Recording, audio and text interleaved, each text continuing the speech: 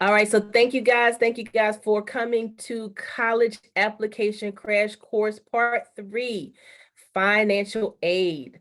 And so this is the night that we find out all about the money. So again, I'm Nicole Mitchell. I'm the College and Career Counselor here at Norristown Area High School. And so as we go through this presentation, again, the presentation goes from 6:30 to 7:30, and then we'll do our questions from 7:30 to 8. Of course, I will hang around and answer every single question. If you do have a private question that you don't want everybody all involved in, you can hold it to the end because I will stop the recording at some point as we continue asking the questions so that you can get some privacy with your questions. And so we also tonight have the fabulous Mrs. Salazar Williams, who will be here to do some Spanish interpretation for us tonight. And so basically what she's going to do, if any of you are Spanish speaking, and she'll say this in Spanish, or if you have a parent that is Spanish speaking, you can talk to her in the chat and she'll answer your question there. And if it's something that she needs to pause the presentation so that she needs to ask me that I can answer live, we can totally do that. All right, so she's gonna give you guys a salutation and then we can move on. So Ms. Salazar Williams. Muy buenas noches a todos los que están aquí presentes. Bienvenidos al entrenamiento para los estudiantes de último año. Esta noche vamos a hablar acerca de la parte financiera. Y si hay alguien aquí en el entrenamiento que necesite interpretación o que le traduzca, me puede mandar un mensaje por el chat y yo les puedo contestar alguna pregunta y los ayudo a entender el entrenamiento. Gracias. All right, so thank you. Always have to have Ms. Salazar here, and she's been in a number of our financial aid presentations, so she knows a lot of this presentation too. Can probably do it herself. Hint, hint, hint. You know, maybe in the future she will. So I'm gonna go ahead and drop right in and just kind of give you guys a quick recap. So if you guys can drop in the chat for me very quickly so I can make sure that the chat is working. If you can drop in the chat for me and let me know how many sessions of the college application process, college application crash course that you have been to.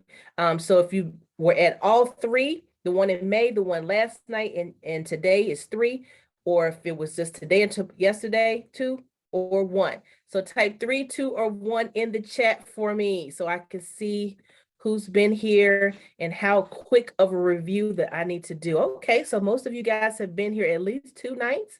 A couple of you have been here for 3. All right. Awesome.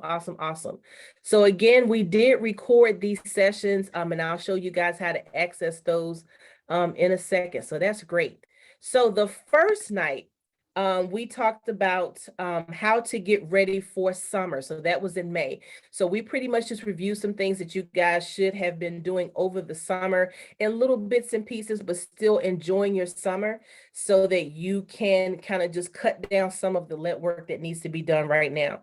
So the key things that we talked about was building your college list, to kind of figure out how to put colleges on your list, how to do the research to see if colleges are a good fit for you. We also talked about working on that personal essay.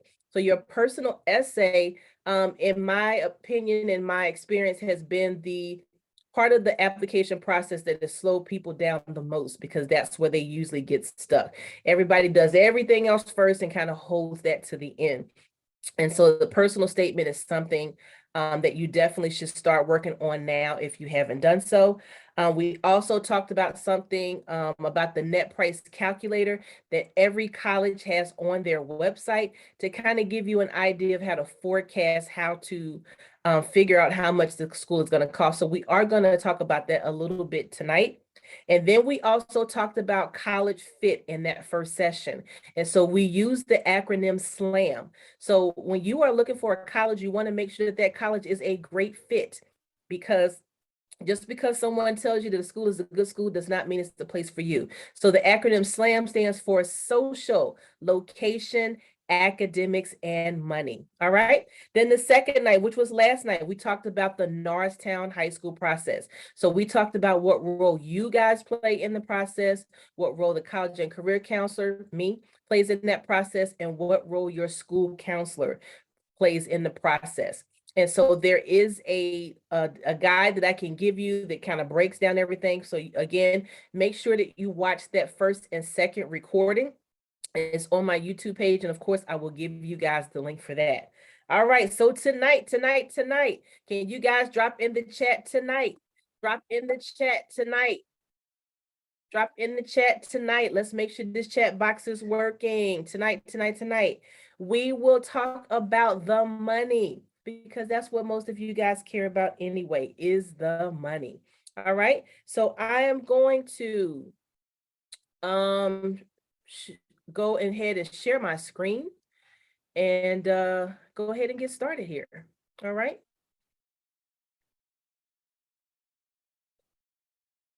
All right, so we're going to talk about financial aid part 3. So everyone, just let me know if you can see my screen. Just 1 or 2 people drop in the chat yes, and we can continue because I know one night I was just talking and having a good old time and people couldn't see anything. All right. So I updated the screen from last night. So if you need to get in contact with me, here's my email address, my Instagram account, which you guys know I'm on Instagram all the time, the Schoology codes for the senior class, the junior class, and the sophomore class. And of course, my link tree, which has a link to all of any items that I post that require some type of registration. Okay. Here is your counselor breakdown. So if you want to take a picture of that very quickly, we're not going to go through this because we went through this last night, but your assignments pretty much are staying the same. They may have tweaked a couple of people who are on the edges because they want to make sure that counselors have the same amount of people. So if this upsets you greatly, of course, you can contact your counselor and see if they can kind of slide you back on their caseload. But for the most part, I think 3 or 4 people stayed exactly the same. Okay. You got that? All right. There also is a little brief survey. Well, it's not really brief. There's a survey that I wanted you guys to fill out. It's totally optional. And it's also on the link that I'm going to give you guys. And it basically just provides me with some information about you and your college planning journey so that I can kind of help you put together some lists, see how much financial aid you may or may not need, because that can also be beneficial when we're picking some colleges and putting them on your list, and also with scholarships and financial aid. Okay. All right. Now I'm going to give you guys my link. So I'm going to come out of here and go to my link, which is here. Is this my link tree? Yep. So let me put this in the chat for you. All right, so everything that we're pretty much talking about, except for one thing, is on this link here. So that survey that I just told you about is right here at the top, okay? There's also an opportunity for you guys. The first 3 weeks of school, your counselors will be extremely busy working on those schedules. And unfortunately, no, we won't be able to talk about any schedules tonight because they're not ready. So I won't be able to answer any of those kind of questions. But they're not going to be able to meet with you and probably won't be able to answer a lot of emails because they will be busy. So what I have set up for you guys for the first 3 weeks of school, you can go in here and sign up for a slot to meet with me. So I have these in groups of 15 people, but I guarantee you it's not going to be 15. It might be 1, 2, or 3 of you. Just so I can make sure that I'm not repeating the same spiel all day over and over and over and over. So I have you guys come in blocks, and then any questions that you have, you can get those questions answered at that time. I'll kind of go through the college application process with you with that. And then let me share what else is here on this link. Any upcoming college fairs and events, this is on my website. Okay, so you'll see the tabs here of upcoming events. So we will have colleges that are coming to visit us starting on September the 20th. So you want to sign up for that. I explained how to do that in the last video. There are also going to be a number of fairs in our area. So the big one in our area is going to be the Philadelphia Fair on Sunday, October the 30th. It's going to be at the Convention Center in Philadelphia. So all you have to do, you don't have to drive. You can get on that regional regional trail, go all the way down to downtown, get off the train and you don't even have to go outside. All you gotta do is walk upstairs or walk right across the street, if you want to the convention centers right there, okay? And then there are also some virtual fairs.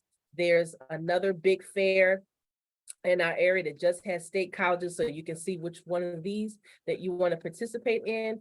And I forgot to put my own fair up here. We also have a big college fair at Norristown that we have every single year. It's a college and career fair that will be on October the 30th. So I will be sending out an email to you guys next week that has all of that information on it.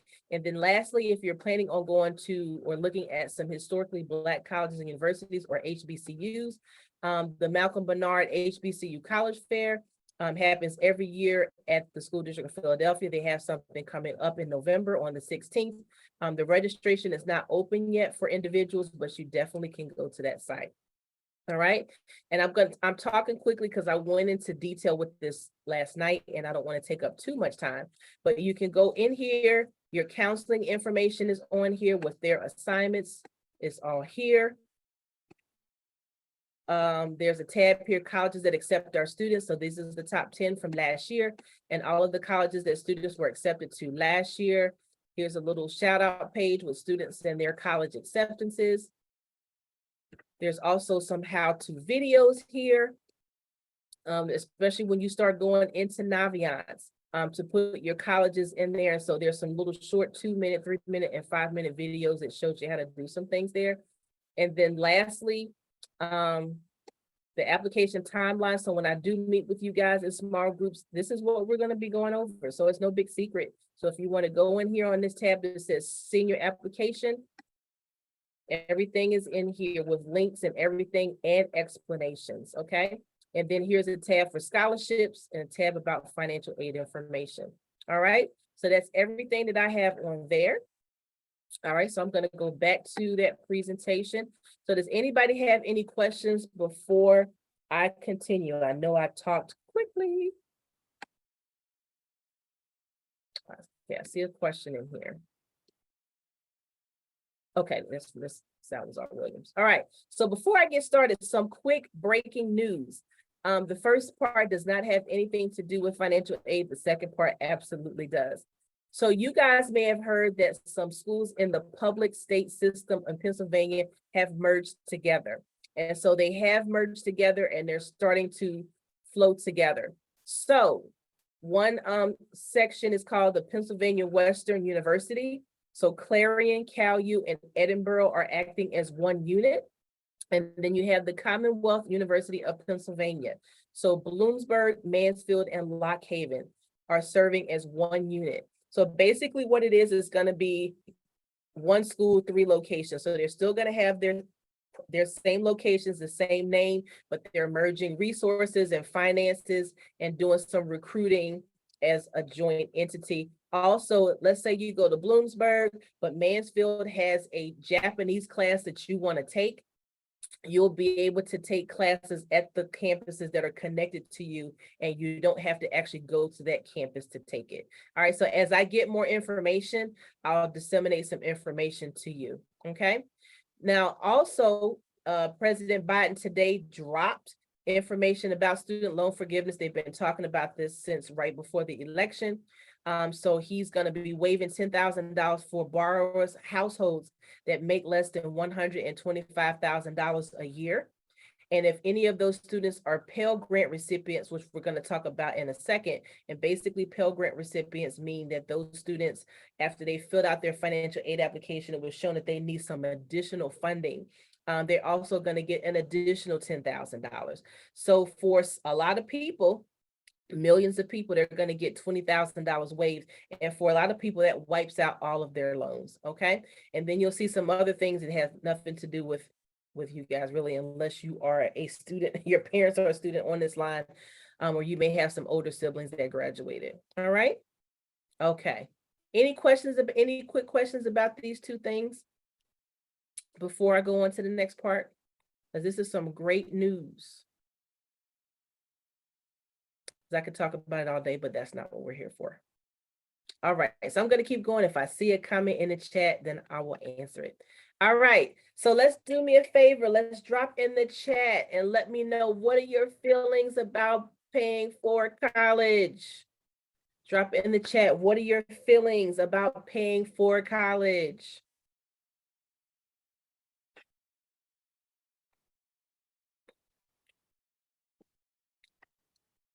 So we're just looking for that chat action. What are your feelings about paying for college?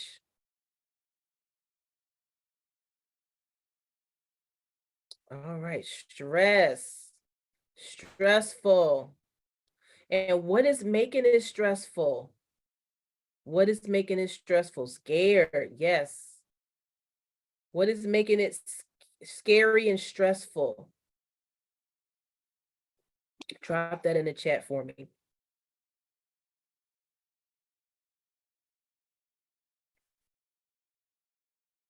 So, I mean, you guys are echoing the same thing that everybody echoes every year about how, is it really possible? Yes, yes, yes. So is it possible? Yes, it is possible. And so that is those are some of the things that we're going to talk about tonight to make it less scary and make it less stressful. And in some cases, kind of eliminate that, because you pretty much need some information. Honey, yes, and somebody just said, listen, I'm broke. Okay. And some of the broke people can get some money too. So that's what we're going to talk about tonight. All right. All right. And we're gonna go back to Beyonce from last night. Financial aid won't break our soul either. All right. It will not break our soul. We got it going on. We got to get it done. All right. So when you guys are getting ready for the financial aid process, you guys have to fill out the FAFSA, which is the free application for federal student aid. I think I accidentally deleted that slide. So it's free application for federal student aid. And so this particular application, you fill it out and it's from the federal government. So the federal government, once you put some information in this application, you have to put in your tax return information. So you guys will need to have access to your 2021 tax form. So don't listen to any older siblings or older cousins that said that it doesn't happen until January and you need to have your taxes for this year done, et cetera. I mean, for next year, for 2022, that's old information. It's already the taxes that you've already done, and it opens in October. So you're going to have to put household information in there, any money that you have in savings, and some other information, and they will come up with a formula to award you money. So I'm going to talk to you about that in a second, but anybody can fill out the FAFSA. There's no such thing as we make too much money to apply for to receive financial aid. Some people will get grant money and scholarship money. And so grant money is money that comes from the government that does not have to be repaid. And loans, of course, that they have to be repaid. And then some people may only get loans, but it's better to get a loan from the federal government than it is to get a loan from the bank. Okay, and we'll talk about that in a second.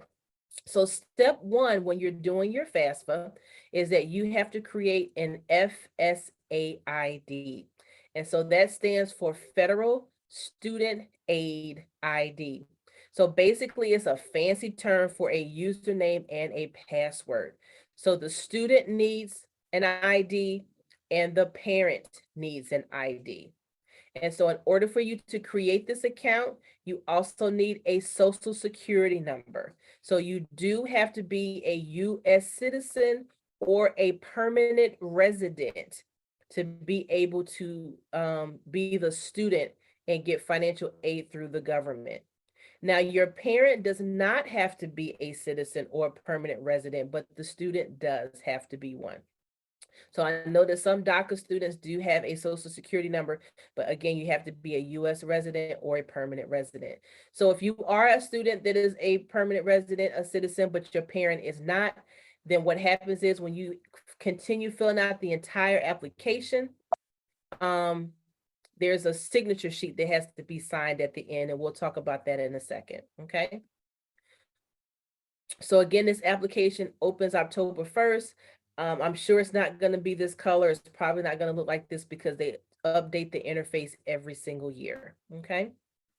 So once you get your FSA ID, they say it takes a couple of days, but sometimes it takes a couple of hours. It only takes about 5 or 10 minutes to set it up, but sometimes it does take a little bit longer. And I'm sure that you will be able to set up your FSA ID before October 1st, but you won't be able to do the application until October 1st, okay? So you're going to go in, you're going to say you're either the student or you're going to be the parent, and then you're just going to click next, and you're going to go in and finish this FSA ID account, okay? Then when you finish the financial aid application, and let me just pause for a second. I'm not going to explain how to do the FAFSA tonight for 2 reasons. Number one, that's really a whole separate presentation that's going to happen in October, and it takes it like an hour and a half to go through that whole process. The second thing is that they have changed the FAFSA. So I also don't want to give you any incorrect information. The FAFSA is going to be changing. I think right now it has about 136 questions or 132 questions, and it's going to get knocked down to like 32 questions. So basically, when you answer one question, instead of you having to answer every question under that, they have the system set up that it filters out and skips over questions that they think that you don't need to answer based off of what you typed in, okay? So don't worry about that. All right, right now we're going to have financial aid night in October, okay? Step number 3, after you finish the FAFSA application, the federal one, then you also have to do the state grant application, okay? The state grant application takes about 5 minutes. So if you do the FAFSA and then you, there's a button there that you can actually immediately transfer that information over to your state grant application. And it's just asking you residency questions, like how long have you lived in Pennsylvania? Are your parents married? Are they divorced? When did they get married? When did they get divorced? What school do you think you're going to go to? All right. So filling this out lets you see how much money you're eligible for in Pennsylvania grant money. So anytime you hear the word grant or scholarship, those are good words. Why are they good words? Let's drop that in the chat. Let's make sure this chat box is working.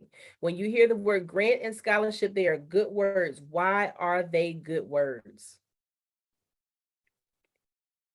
Drop that in the chat for me. All right, let's see. You don't have to pay it back. All right, don't have to repay. Anyone else?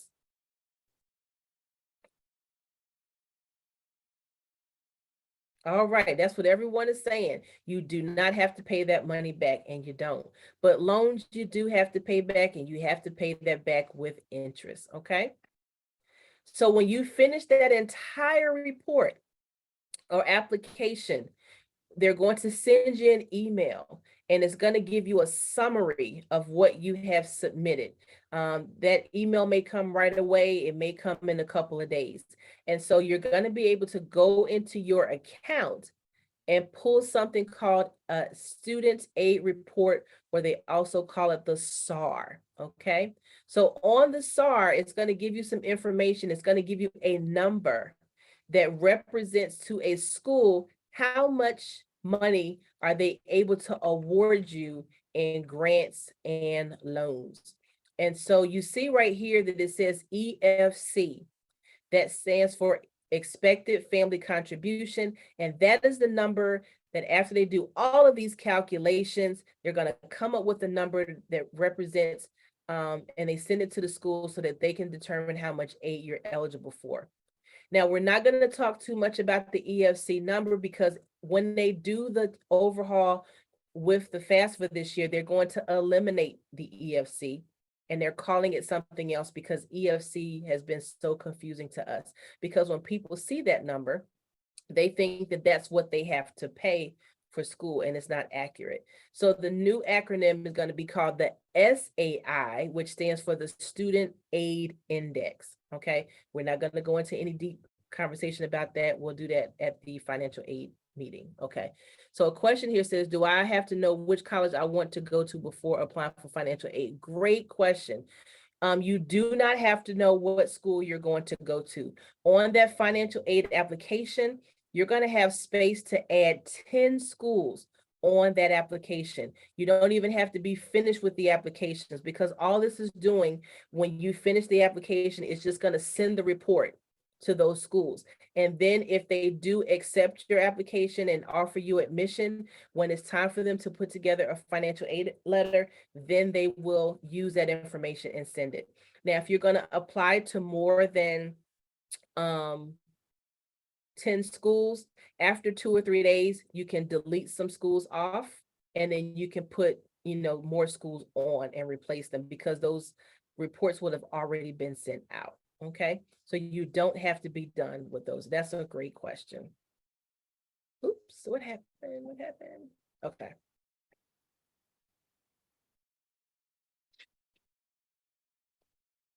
Oh, what is going on? Hold on one second, guys. All right. That's too confusing. All right. Step number 4. After you have your information sent off to the colleges, some schools or the federal government or the state will do something called a verification. This is the part that maybe your older siblings or cousins or some other people told you about that can be a little stressful with the application as well. Because they may send you this little document, it may be 10 pages, and when you see that packet in the mail or when you see it in your email, you're like, what is this foolishness, right? Basically, they're basically just giving you a report of everything that you have put on your application. And then on the side, there may be some items that they want you to correct or some items that they want you to send. Everyone does not have to do verification. And if you do get selected for verification, it doesn't mean that you did anything wrong, because they randomly select people for verification. But sometimes there may be some other information that you need, okay? So these 4 items right here are the 4 typical items that they will ask you for if they do select you for verification. So if I were you, after you do your FAFSA, you want to go ahead and collect these items just in case they ask you for them, so that you can send it right to them. So number 1, they're going to ask you for a tax transcript, probably. So what that basically means is that you're going to have to go to the IRS website, right? And I'm going to click on here now. And at the IRS website, you're going to have to go in and prove that either you filed your taxes or you did not file your taxes. So basically, they're just going to send you a paper that says that you did file or you didn't file. That's just something that they want. They want proof. They want receipts. So this is the website. So you have 2 options on here. You can actually do it online, which is faster, but most of the time the online thing does not work. Or you can do it in the mail, and it may take a couple of weeks. And so that's why I want you to go ahead and just do it ahead of time, so that way you'll have it and you don't have to wait, okay? And so I can help you guys do that if it comes to that. You also want to hold on to a copy of your W-2s for your taxes. That's the statement that you get from your job that shows how much they paid you for that year. You also may have to give them a copy of your actual tax return. That is a thing, okay? So some people want to fight about that. I don't want the government in my business. Well, you're asking the government for money, and the government wants to make sure they're not just giving out all this cash, right? So they want your tax return. And then they also may ask for a copy of your bank statement. So whenever you do your FAFSA, they're going to ask you how much money is in your bank account, and your savings and your checking, if you have money in there. And so if I were you, whatever day it is that you do your FAFSA, you also want to maybe print or screenshot your account and how much is in there at that time.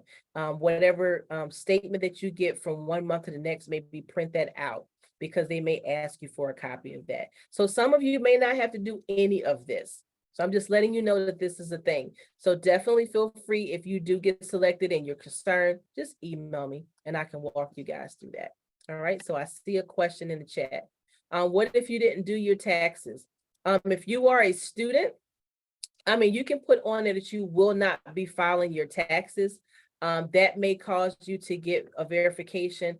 But if you didn't work that year, or if you only made just a little bit of money, then you're just going to say that you didn't file. And if you didn't work, you're just going to put, you earned $0, that year. Okay, so everybody's on a step-by-step basis. Okay. So this is the part where I'm gonna pause. So does anybody else have any questions about what I've talked about so far? You can drop that in the chat for me. So again, step one is to fill out the ID. Number two is to do the FAFSA application. Number three is to do the FIA state grant application. And then number four, possibly do a verification, okay? And again, just because you were selected for verification, it doesn't mean that you did anything wrong, okay? All right. Step number 5 is that once you select your college, you have to pay a non-refundable deposit by May 1st to hold your spot, okay? So every college in the country used to have a deadline of May 1st that they all had to abide by, but they changed that last year. But I would say 95% of the colleges stuck to the May 1st deadline, and most of them are going to stick by that deadline this year as well. If they aren't going to stick by May 1st deadline, when they do send you a letter, it will have a date of deposit in that letter, okay? So you should have to pay a deposit to hold your spot just in general. And most of you will also have to pay a deposit for your dorm if you will be staying on campus. So those fees can range between $150 to $1,000, but the average cost that I have seen is about $300, okay? So just be prepared to pay the $300. And in some of your cases, if at that time something happens and you can't pull it off, just let the college know. Sometimes they may give you give you an extension, or sometimes they may add it into your bill. So I don't want you to not go to school because you can't drop that deposit. If you don't feel comfortable talking to them, or you just, don't know what to do, just get in contact with me. I talk to them all the time, okay? If you will be going to community college, they do not require any deposit, okay? But the main thing that you want to make sure, though, like I said last night, to make sure that you get every letter back from every school that you've been accepted to, and wait till everybody sends you a financial aid letter so that you can look at it and crunch those numbers to see who's giving you the best deal.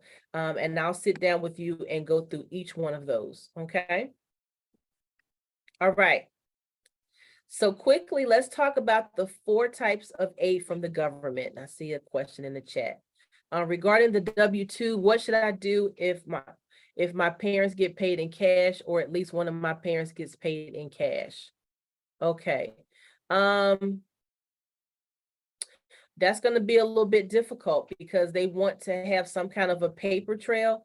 If you're working somewhere, either getting a W-2, or it might be you're working under the table.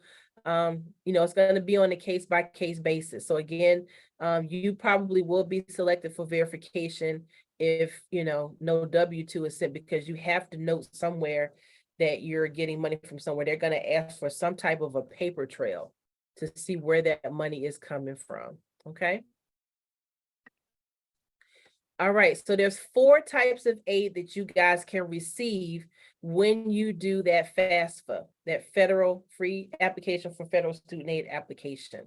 So number 1, you can be eligible for what's called a Pell Grant of up to $6,800. So all of these numbers are based off of last year's numbers. We don't have the new numbers yet, but they're not going to be too far off, okay? So the Pell Grant is coming from the federal government. And so when I had the first slide talking about President Biden saying that people who qualify for a Pell Grant get an additional $10,000 off.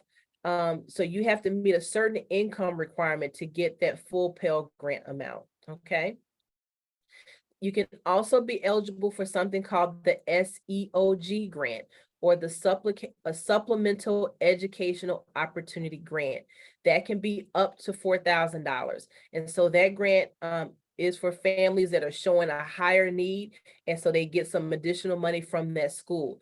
The most that I've seen students get is $1,000 to $2,000. There are some random people that get $4,000. I've never met them. Usually it's $1,000, but I have seen a couple of students that get $2,000, okay? Then you can also be eligible for a Pennsylvania state grant, okay? And it depends on what type of school that you go to. If you're going to a community college or a trade school, you get 2,600. A public or a state college, you get 4,200. A state affiliated school is only 4 in Pennsylvania. So that's Temple, Lincoln University, Penn State, and University of Pitt. That's $4,500. And a private college, which is $5,000.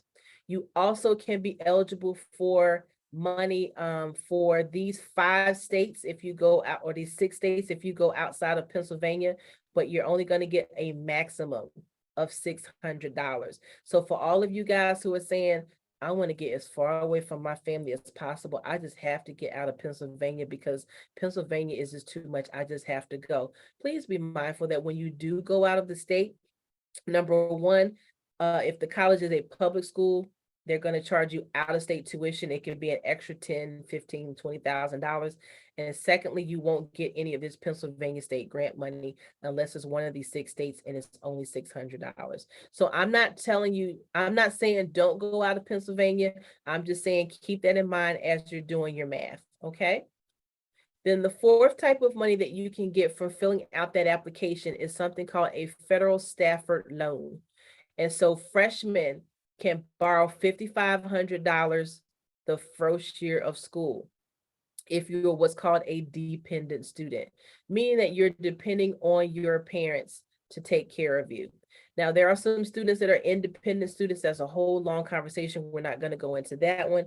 But basically, in a nutshell, students may be students that have been adopted, a foster student, maybe they were a homeless student, and some other random situations. They are able to borrow more money. Okay, so if you are a dependent student, you can borrow $5,500 the first year, $5,500 the second year, $6,500 the third year. And I'm sorry, $5,500 the first year, $6,500 the second year, $7,500 the third year, and $7,500 the fourth year. And then some of your parents or some of the older folks on here, you may have heard of a Parent Plus loan. And so basically that loan covers the gap of what's left on your bill. I don't really care for Parent Plus loans. Some people take them if they have to, but sometimes those Parent Plus loans are pretty big, okay? So we can have a conversation if we think that's in your best interest, okay? Any questions on this? There's a lot of numbers floating around, but before I move on to the next screen, a lot of you will be eligible for every category. So you can get the Pell Grant and the SEOG grant and the state grant and the $5,500 in loans. So a lot of you will get all 4 of these things, okay? All right. So this is the meat of the conversation right here. We talked about the Parent Plus loan covers a gap that is left in some cases. So for those of you, I'm just going to give you a tip. For those of you who are planning on attending an HBCU or historically Black college or university, I went to one, I went to Lincoln. However, they're very notorious for giving you guys a lot of Parent Plus loans because sometimes they don't have as many scholarships as other schools because of a whole lot of different reasons. Some of it has to do with some monies that they have anticipated from the government and a whole host of other things. But those Parent Plus loans are 10, 15, I've seen $20,000 plus loans. Okay, so just be mindful of that. But in general, the cost of attendance of the school that you're going to go to, that includes your tuition, which means how much it costs to be educated at that school, your room where you're going to live, your board, eating. We all like eating, and fees, okay? So they're going to add all of that together. Then you're going to subtract any grants, loans, and scholarships that you receive from the government and the school, okay? So when you subtract that from that, it's going to determine your gap. That is how much you have to pay in cash, loans, or outside scholarships. Okay. So before I move on, does anybody have any questions? I want to make sure everybody understands that part because then you need to know this information for the next 2 slides. Any questions?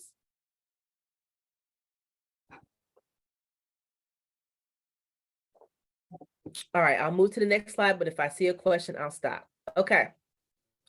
So I'm going to give you some examples of some gaps. I don't want you to get heartburn or get any upset stomach, diarrhea, whatever that commercial is. What's that Pepto-Bismol commercial? These are just examples, okay? All right. So sometimes I see in your financial aid letter, after we have done all of the math, that your gap is $20,000 that you have left to pay after all of the aid. So you have a couple of options. Number one, you're going to pay your tuition semester by semester. So if you have a gap of $20,000, that means you're going to pay $10,000 for the first semester. And then when the second semester rolls around sometime in December, they're going to ask for another $10,000 for the next semester. Most people do a payment plan, okay?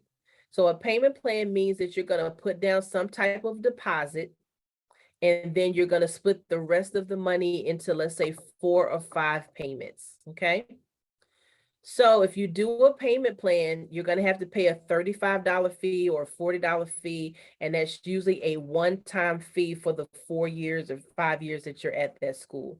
So for example, if you are going to do a payment plan for $20,000 and you're putting down a $1,000 deposit each semester, you're going to divide the rest of that money. And so when you do all of the math, for 5 payments, that's going to be $1,800 a month that you need to pay if you have a gap of $20,000. Again, you don't have to go to this school. It's if you're choosing to pay this and you think you can make this work. Okay. And the next example is the same formula. If you have a $15,000 gap and you're going to do a payment plan and you're going to put down $1,000 deposit, that's $1,000 per semester. You do all the math here. You're going to do 4 or 5 payments or 5 payments for the semester. And that means you're going to pay $1,300 per month with those 5 payments. Okay. Now let me just take my foot off your neck a little bit. Let this heartburn disappear. Let the upset stomach disappear, because the next page is a little bit more digestible, okay?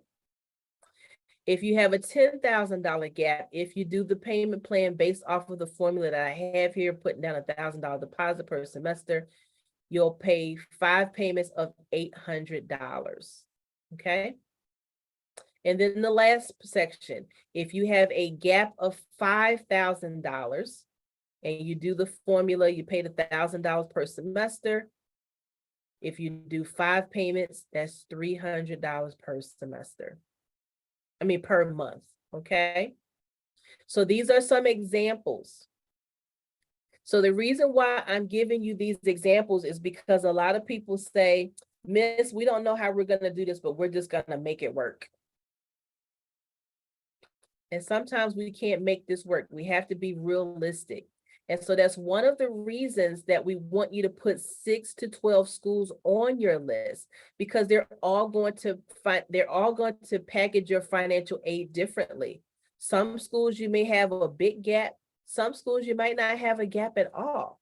And just like I've told you on the last 2 sessions that we've had, some of the private schools are going to give you way more financial aid than the public schools, and sometimes it's cheaper actually. It's more affordable to go to the private school than it is to the public school, depending on circumstances. Is there work study? Yes, also when you do, that's a great question. When you do your FAFSA, it's up to each school to see how much they're going to award you in work study. And so what work study means is that you're going to get a job on campus and the government is going to pay you money. So again, all of that is based off of your income and what that EFC number is that we talked about that determines how much they're going to pay you, okay, or give you, okay? So before I go on, do you have any questions about that example? Because I'm going to start talking a little bit faster because I see my time is ticking away. Any questions about those calculations? All right. Do you suggest to apply to a couple of private schools? Absolutely. So again, we want you to put 6 to 12 schools on your list. So last night we talked about you want to do 1 to 2 you want to do 1 to 2 reach schools. Those are schools that you kind of meet the criteria. You might be a little bit under, but you're going to shoot your shot. You want to apply to at least 2 schools that are target schools. Those are schools that you meet the criteria. And then you want to apply to 1 to 2 schools that are, I'm forgetting words right now. I can't remember what the word is, but basically you far exceed the criteria, okay? And so you also want to put a mix of public and private schools in there. And again, you also want to put 1 to 2 schools that you can commute to, right? And I'm going to show you why.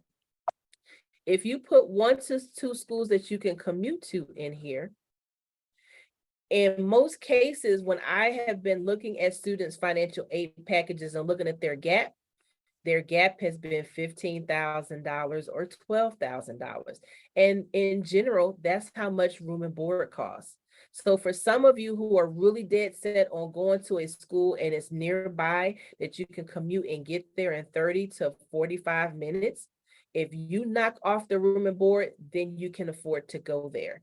Okay, so that's why I want you to look around. The only public school that is a school that you can commute to is Westchester. All of the other ones, you would have to stay on campus unless you have a family member that lives in that area, okay? So somebody said, I always thought public schools paid more than private.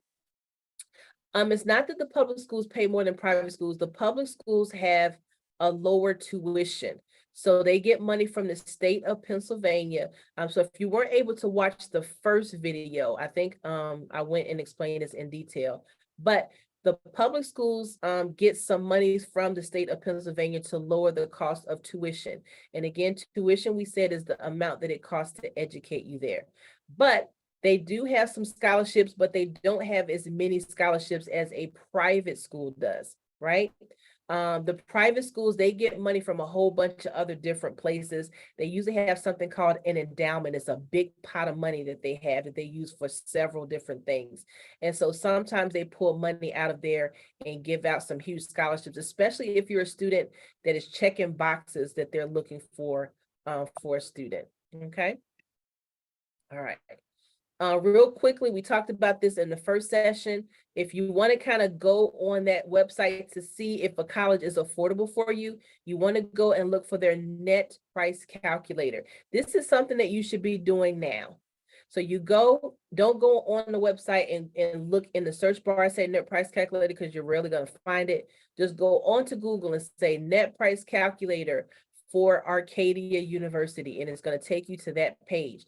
They'll have you type a lot of things in there that you would normally be putting in a FAFSA application, and they'll kind of help you come up with a guide of how much money they think you're going to get, because you're going to have to need your GPA, maybe test information, some other things. So it's not going to be an exact science, but it will at least give you a ballpark so that you can have an idea of what you're looking at. So again, we're not going to take any schools off the list because they still look too expensive if they meet all of your other needs, because you may get a surprise. All right, I'm going to skip over this. That's something that I can explain to you guys in another workshop. But just very quickly, when you're looking for scholarships, they're either going to be need-based or merit-based scholarships from the school.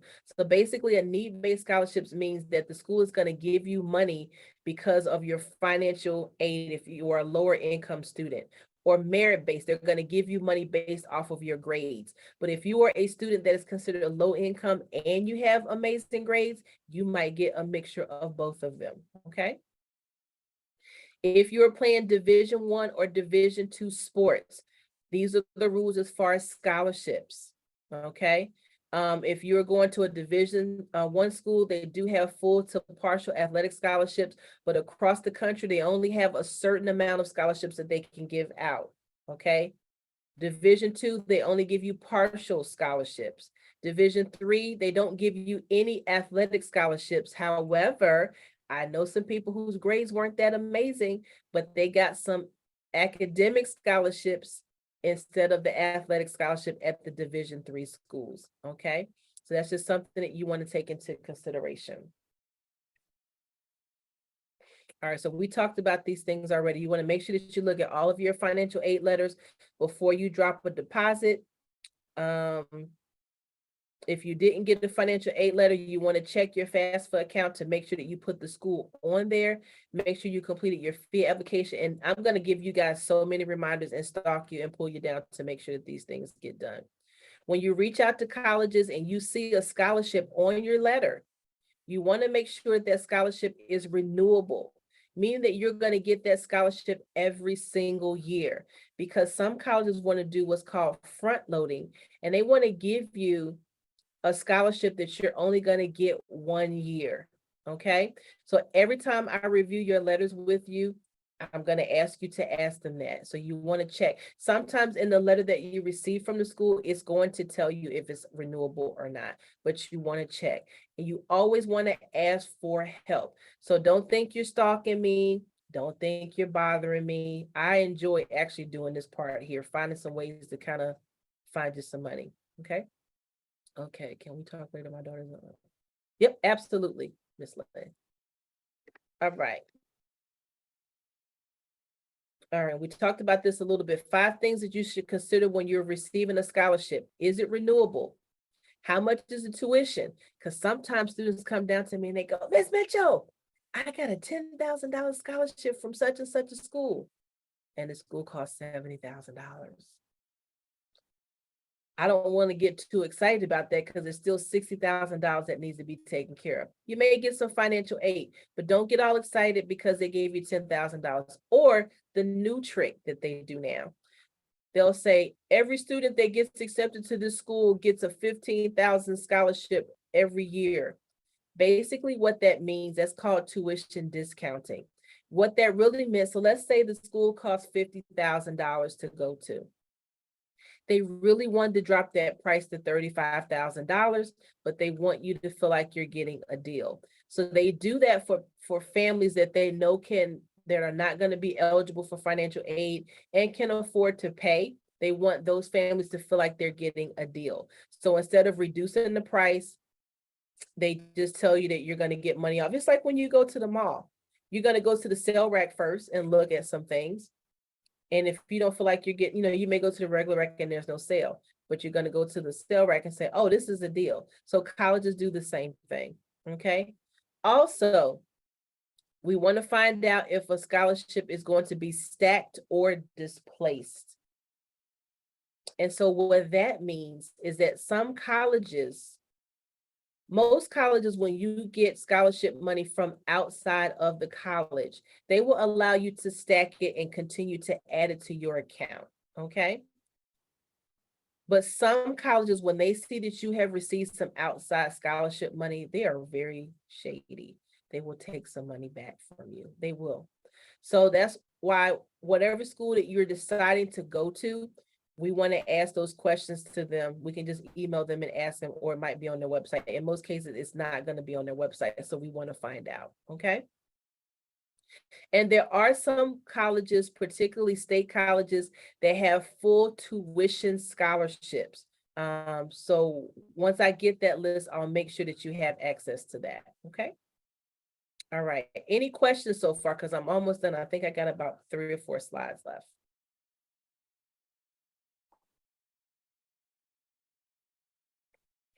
And a lot of these next slides are going to be repeat information. Okay.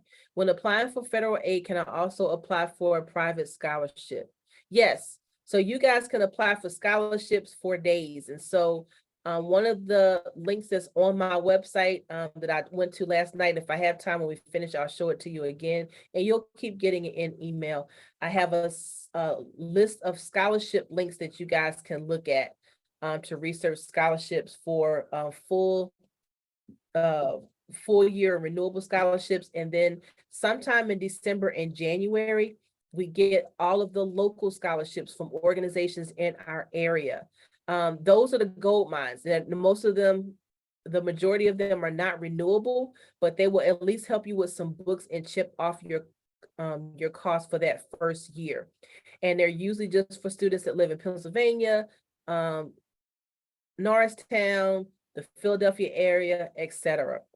And so by then, people are tired. They don't feel like filling out these scholarship applications. And some students get the scholarship because they simply were the only person that filled it out. Okay. All right. So we're going to hit these next 3 slides because I went over all of this information. A lot of it is review. You want to make sure, again, that you diversify that school list. You're going to do those 6 to 12 schools. You're going to put those reach schools, those target schools. The other one that I keep forgetting the word of the ones that you definitely applied, that you definitely meet the criteria. Okay, because what you don't want to do is what some students do because they don't listen, they're hard-headed and they think they're grown and they think they know everything. I'm only interested in 2 schools and that's all I'm applying to. Okay, you can do what you want to do. And I'm going to tell you what happens every year. They get accepted to 2 schools that they like and the financial aid package is trash. Then we're scrambling in March and April to try to find them another school. Go ahead and do that in the fall. And don't get stuck on that one school that you want to go to.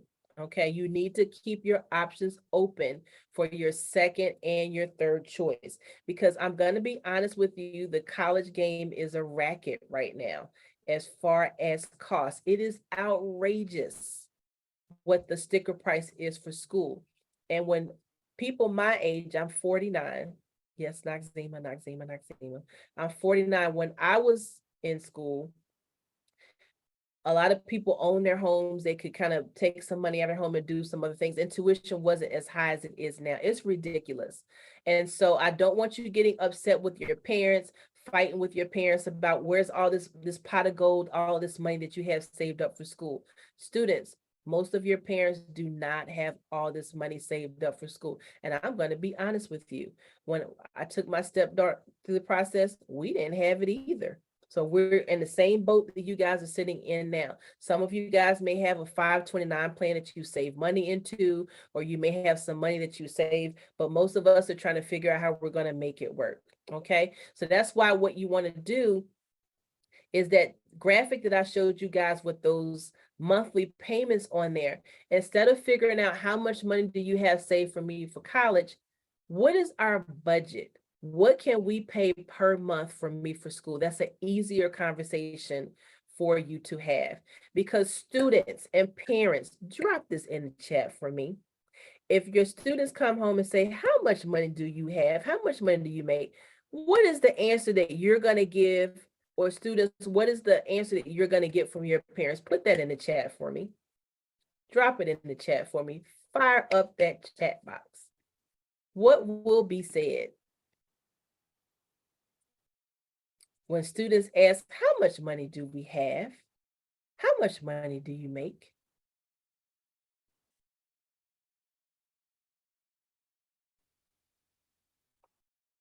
What are the comments? What are we saying here? And I know this message, this chat box is kind of slow. Somebody said pennies. I get that, everyone. Pennies. Yes. What else are people saying? They don't ask, they expect. I just ask, why do you need to know? Yes. None of your business. Yes. Not enough. These are the same answers that I get every time. Right? Not enough. None of your business. Right? That's what we get. So you guys want to start talking about budget, but parents, to be honest, the students can go back in your FAFSA application and see how much you make. Sorry, it's in there. All right. Are we going to move faster?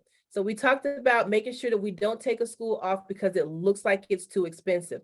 Again, if it meets all of your other items, the SLAM, social, location, academics, we'll look at the money later. Again, you're only going to one school. So let's just keep that on the list, okay? You might want to think about community college as an option. Some of you, because of your income, may be able to go to community college for free and not borrow any money at all. It is an option for you. For some of you who are thinking about doing community college and your grades are stellar, they have an honors program over there. And they have about 25 scholarship spots that you can receive, okay? We talked about those local scholarships. You want to get merit scholarships based off of your grades, your extracurricular activities, and all those other things that we talked about yesterday. We're talking about reviewing this net price calculator at each school so that you can get an idea of what you're going to have to pay. We want to file that FAFSA. We want to file the CSS profile for those of you who are going to some select private colleges. Again, most of you will not be doing the CSS profile application. It's only about 250 to 300 colleges in the country that require this additional application on top of the FAFSA. So if you do go to a school like, say, Drexel does require it, you're going to do the CSS profile first because it's longer, and then you're going to do the FAFSA second, because I guarantee you that most of the questions that are asked on the FAFSA, they already asked on the CSS profile, okay? And so when we have financial aid night, they're going to go into a little bit more detail about that, okay? And you want to make sure that you do your Fsa grant right after FAFSA, because most people forget to do it, okay? We talked about reviewing and comparing those award letters before depositing. So again, we're not getting excited because we got accepted to our favorite school. Of course, you want to get excited, but what we're not doing is going on the gram, going on TikTok. Well, the shirt, the hat, the socks, the face tattoo with the school before you know if you can afford to go or not. Because then you got to go backwards and put on something else, okay? We can also negotiate with some of these schools, okay? See if you can get some more money. In regards to loans, you don't have to accept all the loans. So I'm not going to go into the different types of loans with you tonight. I will have something called Financial Aid Fridays in November, where I'm meeting with the students and we're going to go into more detail about loans and grants, and will be recorded. So parents will make sure that you have access to those. And of course, if you meet with me individually, we can talk about that. But you don't have to accept all of the loans that are on your financial aid package. You don't. You can add, you can take all of it, you can take a piece of it, or you can take none of it. You want to decide if you're going to stay on campus or commute. So remember, we said to make sure that you also put 1 or 2 schools on your list that you can commute to. If it's a school that you really want to go to and that gap ends up being $12,000, $15,000, then you can just take off the room and board, and then you'll be able to go.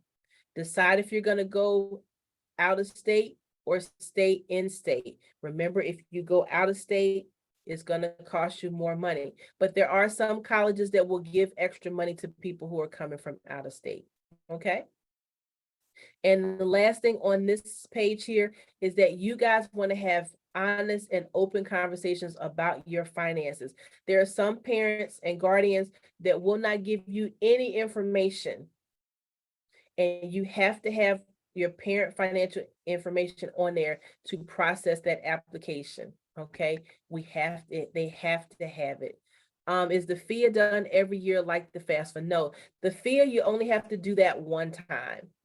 And then the FAFSA, you do have to do that one every single year, okay? But you guys want to have honest conversations about this money. Parents, if you already know that you can't afford to pay, a certain amount of money every month, please tell your students now. Don't wait until they get all excited in April, May, and June, and then we have this conversation. And students, don't give your parents a bunch of drama. College is a privilege to be able to go to, as far as them having to pay for you.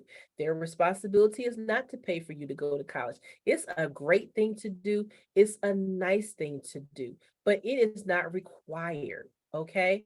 So that means you guys have to work together. So before you start getting all mad at your parents and all this kind of stuff, you need to start thinking about what you are doing and what your role is in acquiring money to help pay for college, meaning these scholarship applications, you need to fill them out. You need to make sure you do your diligence to see if colleges have additional scholarships on their websites. There are some students that I have every year. It's always 2 or 3 students that are filling out every single scholarship application and chipping away. And then there's some people who's just sitting around doing nothing.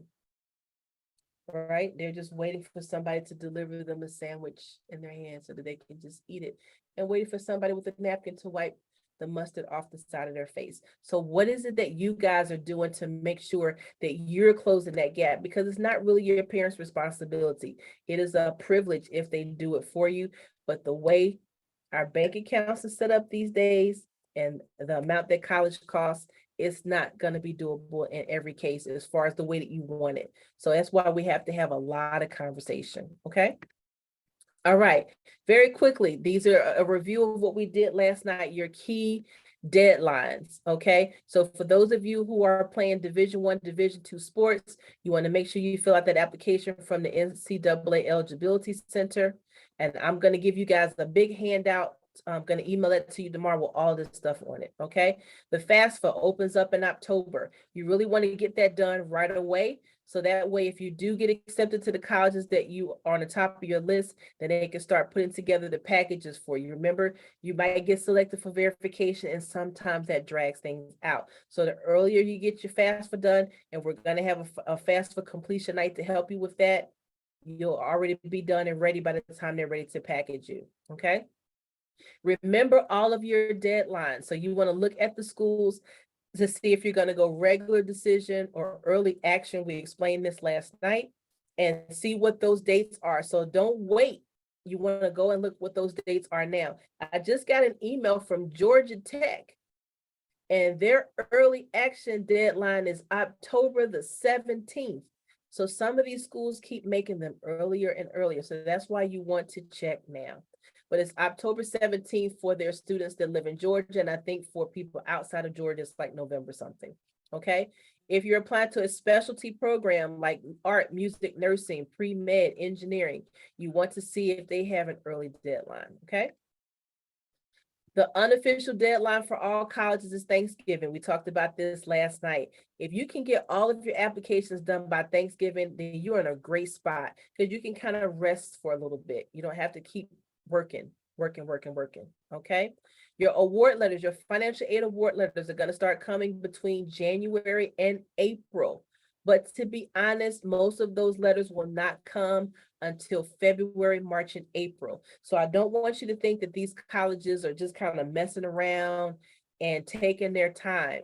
Because again, back in the day, the FAFSA opened in January and you got your letters in March. So a lot of those schools are still on that same window. So unfortunately, you're going to have to be patient, okay? And then remember that college decision day is on May 1st. That's when pretty much all of the colleges are giving you that deadline to make your decision, okay? All right, this is the last slide. This is a review from all 3 sessions that we have had. You want to make sure that you create an email address for your applications. Try to avoid using the student email address or personal email address, but you can do that. But remember that you're going to need this address after you graduate because you're going to need access. Sometimes it's best for the student and the parent to share an email address so both of you can keep up with things. But if you think y'all going to start throwing hands over the email address and people being on your business, then just students do what you got to do. Okay. You want to build and demonstrate interest for your top choices, meaning that you want to go to open houses, you want to go to college fairs, you want to let them know that you're interested in their school. You want to discuss the finances as openly as possible. The students, we're taking the lead.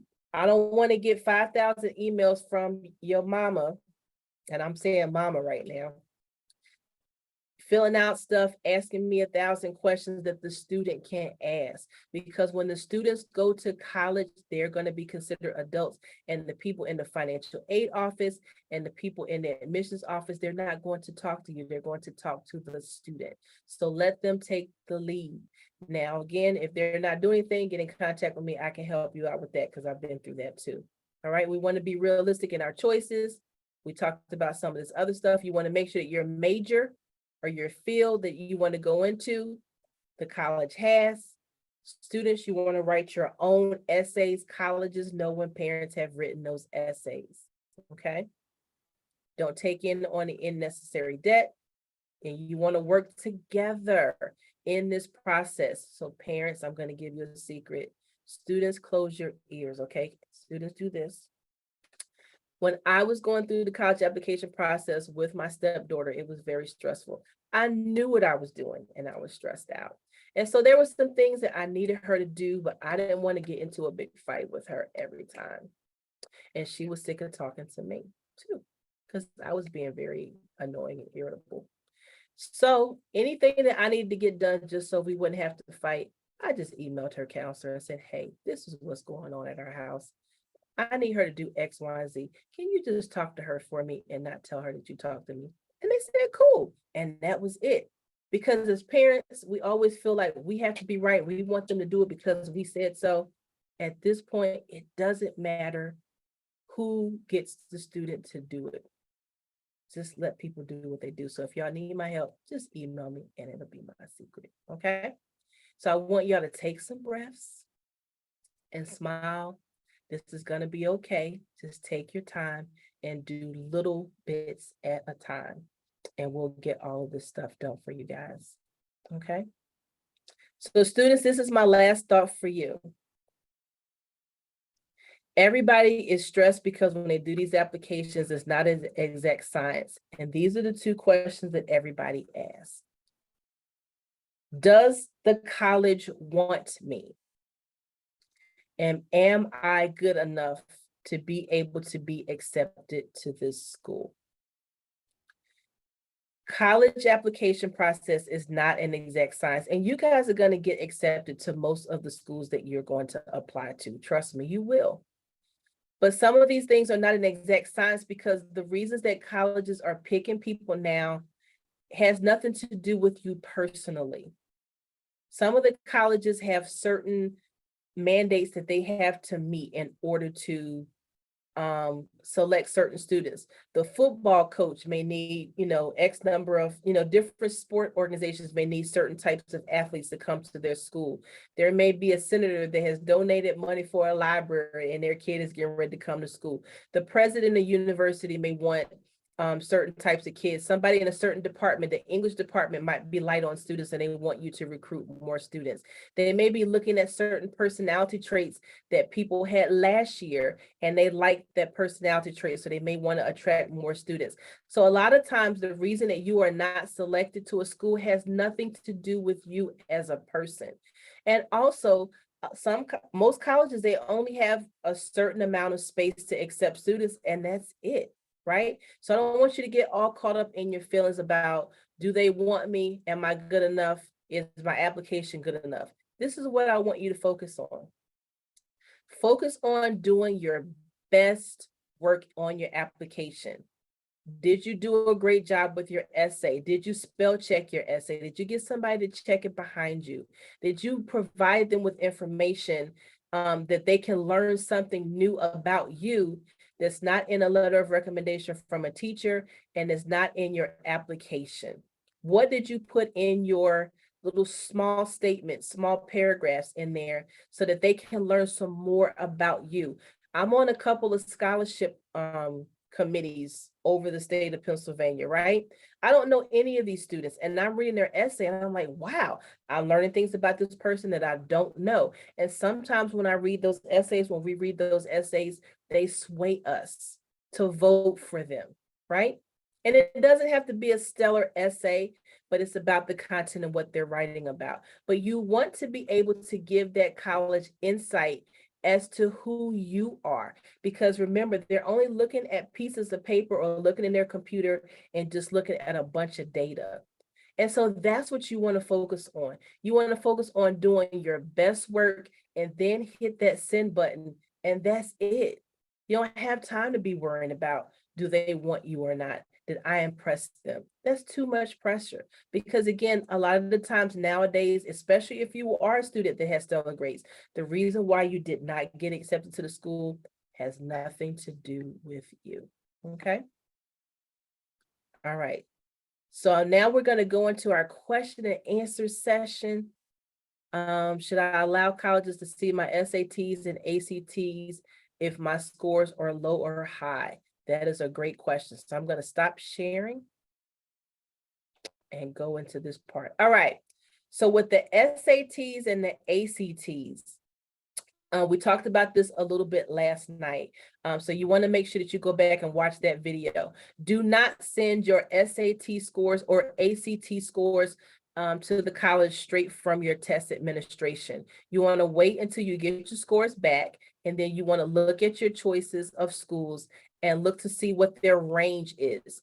So let's say you're going to apply to, I'm just going to give you a school and just a guess range. So let's say you want to apply to Kutztown University, and the average SAT score range that they have from students that they accepted last year is between let's say 900 and 1100 SAT.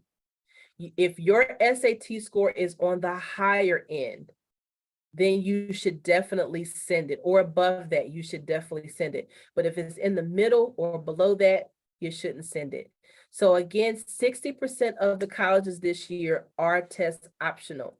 And the handout that I'm going to send you guys tomorrow, it has a link to a website called fairtest.org that has all of those colleges in the United States that are test optional. Okay. So you can have a conversation with me. Sometimes I'll even email a college or call them and just ask them. I have a student that has this score in this essay, in this GPA, should they send their score? So remember that all of you guys get fee waivers, so you have time to process this. So any of your friends that tell you, oh, you only have 4 weeks, those are for people who had to pay to take the test.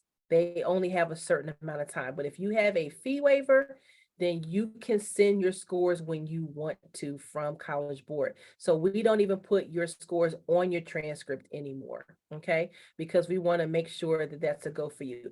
And guys, remember, the best kept secret that we talked about last night is that we have something called Instant Decision Day, where we have 15 colleges that come and they do interviews on the spot at our school. And so I'll send you guys that list in about a week or two, because I'm still waiting for them to give me some dates back. But that's going to be a great opportunity for you, because they will just ask what the score is, and they'll tell us right then on the spot if you should give it or not, because it's not going to be official until you send it. So anytime you need me to reach out to a college and have a conversation with them about your application, about your transcript, or if you want me to set up a Zoom call, I did a number of those last year. Again, for some of you, you weren't able to stay on to the end. We had some conversation. Colleges are thirsty right now for 3 different reasons. Number one, because of the pandemic, they had a drop in enrollment because either people couldn't afford to go to school, didn't have time to go to school, or they were just tired and didn't want to go. All right. Number two, there are a lot of students that are not going to college anymore. They're going straight into the workforce because they've talked to their older siblings or other people they know. They've been talking about all this debt and all this stress, and they just don't want to get into that, or they just don't want to go to college, which is totally fine, because now the trades are popular again. And some people who are going into the trades are making way more money than people who are going to college. But number three, the main reason why these colleges are thirsty right now is because there's a birth rate issue. It's called an enrollment cliff, meaning they've been doing this study for the past 20 or 30 years and watching that the birth rate is going down. And so in the year 2024, 2025, the birth rate was supposed to go down as far, and it means that less students are graduating from high school, which means that fewer students are going to college. And so they've been racing. So all of that to say, this is y'all season. A lot of colleges are bending over and making some flexible decisions to get you guys to commit to colleges. All right. So I want you guys to be optimistic. Our students did very well last year with acceptances and their financial aid packages. I mean, some really nice packages last year. Okay.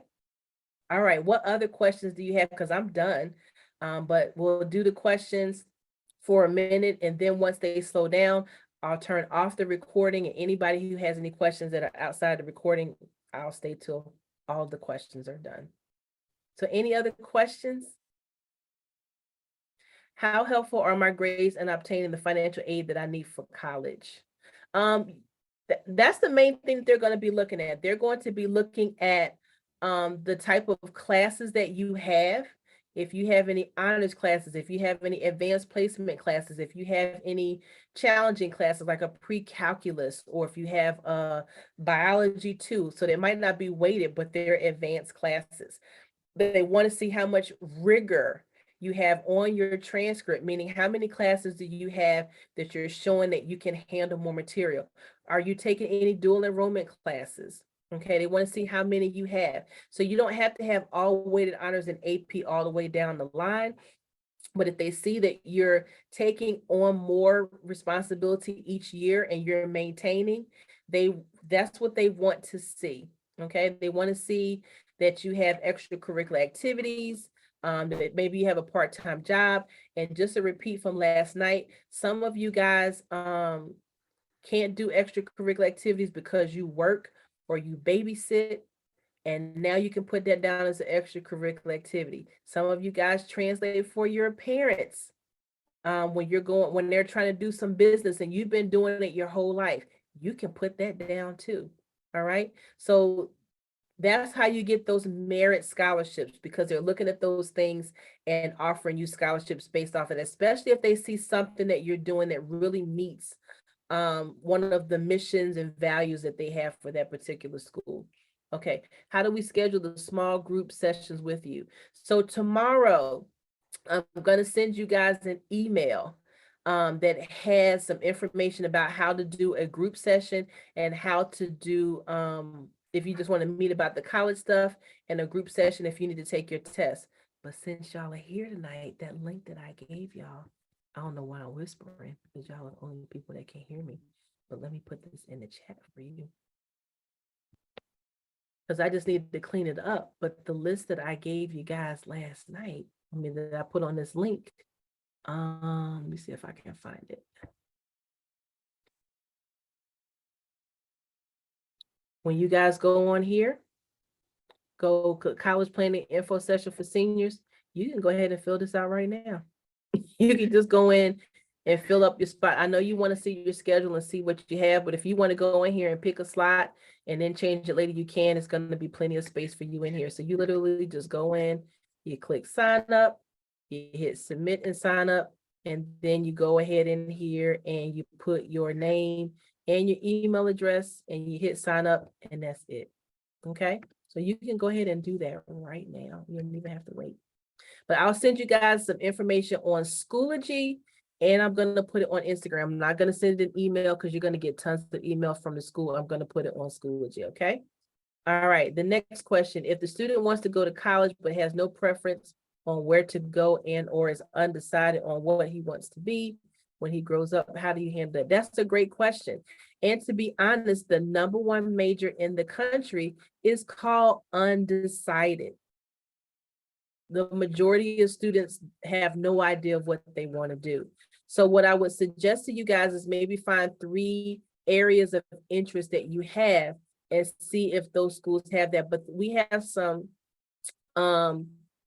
apps on College Board and also on Naviance that can also kind of do a little interest survey and kind of see if we can narrow down some choices. You guys have also done Smart Futures. And so there's also an interest and personality inventory in there that can kind of help us get a little bit closer to finding something. So again, especially if you go to one of those Pennsylvania schools, now that they have those clusters, you may go to Bloomsburg, they might not have it, and you can float to one of those other schools. So that would be a one-on-one conversation that we can have. But most students, the majority of students, #1 is I'm not gonna say most students, but the #1 major is undecided. And sometimes colleges may call it, they're trying to get fancy now, it's called the college experience or something else. Okay. So what other questions do you guys have? And it doesn't have to be financial aid, it can be anything.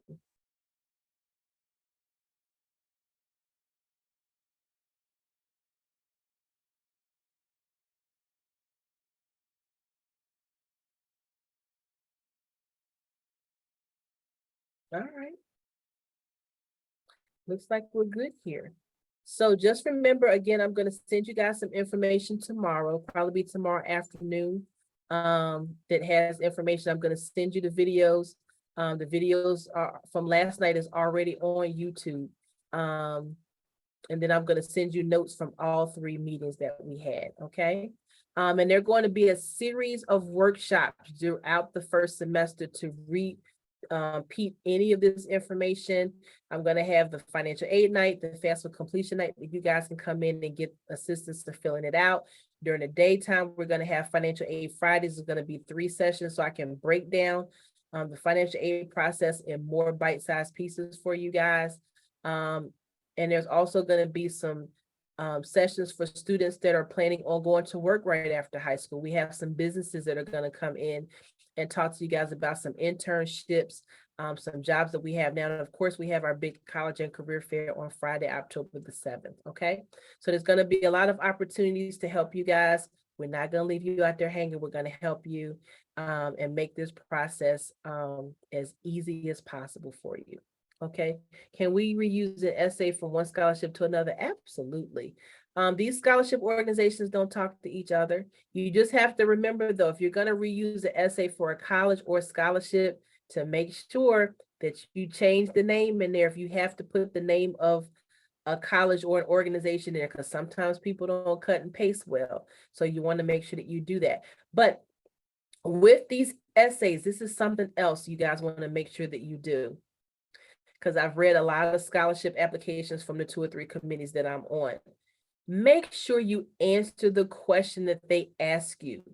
Don't get a stellar essay that you wrote for something else and just put that information in for this question and it doesn't answer the question that they ask you. If there's an essay question that has 2 or 3 parts to it, make sure that you address the 2 or 3 parts and make sure that you address those 2 or 3 parts in detail. Because on the scholarship committees, they rank each category. So they give you a score for your transcript. They give you a score for the rigor of your transcript. They give you a score for extracurricular activities. They give you a score based off of how you answered the essay question. Did you hit all the points? And also, was your essay clear? Were there a lot of typos in there? Did you have a lot of run-on sentences? Did you have any introduction or conclusion? All right. So you get scored for that. And I can't tell you how many students lose points because they didn't. I'm going to give you a 0 or a 1 if you didn't answer the question. Some people just throw stuff in there that has nothing to do with anything. So you want to make sure that it's as detailed as possible. It doesn't have to be a perfect essay as far as using all these big words or anything like that. It just needs to be clear. And if you have less typo, no typos in there or just very minimal typos, then you'll gain points for that. Okay. Can the student ask for help from the counselor to proofread essays? Yes, they can. If they have time to do that, they will. But if there's going to be an issue, just email me.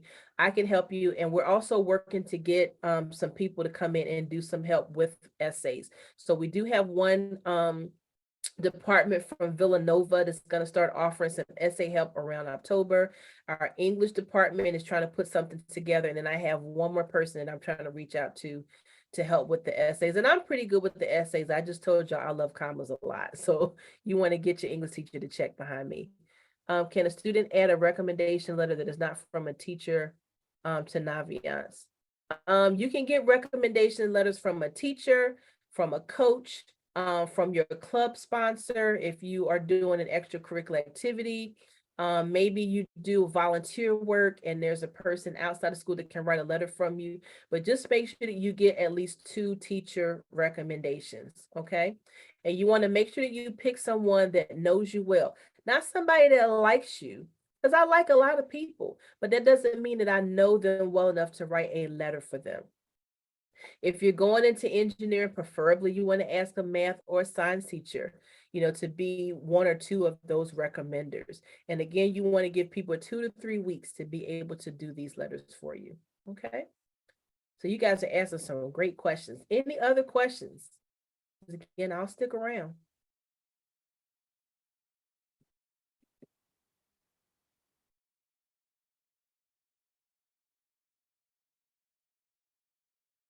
All right, so we're at 8:01. So what I'm going to do now is I'm going to stop the recording because I promise that we'll be done. But of course, I'll stick around from any other questions that you guys have. So for those of you who are watching this video later, thank you guys for watching, and make sure that you watch all of our other videos so that you can be ready to get these applications done. All right, so let me stop this recording.